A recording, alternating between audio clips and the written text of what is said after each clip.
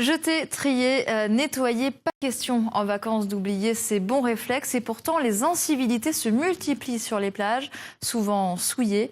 Alors, il faut parfois rappeler des conseils de bon sens et donner, pourquoi pas, des astuces. Julien Lanchas et Yannick Le Ternier.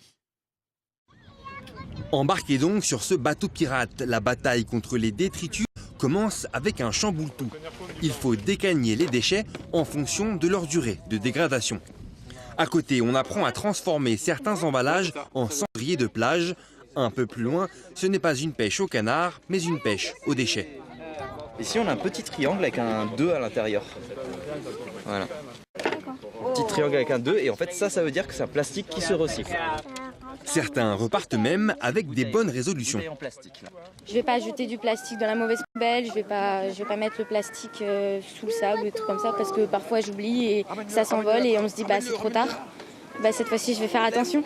Je me sens un peu responsable parce que je me dis que si ça se trouve j'ai dû oublier un papier et qu'il est encore à sa place en train d'essayer de disparaître alors qu'il ne disparaît pas et c'est important. Enfin, en faisant un tour au bar, on peut goûter et comparer différentes eaux. Pas facile de retrouver à l'aveugle l'eau du robinet. Mon recours c'était numéro 2. D'accord. Attention. Château La Pompe numéro 1. D'accord. Eau du robinet. Ah, c'est ce que j'ai dit. Voilà, c'est ça.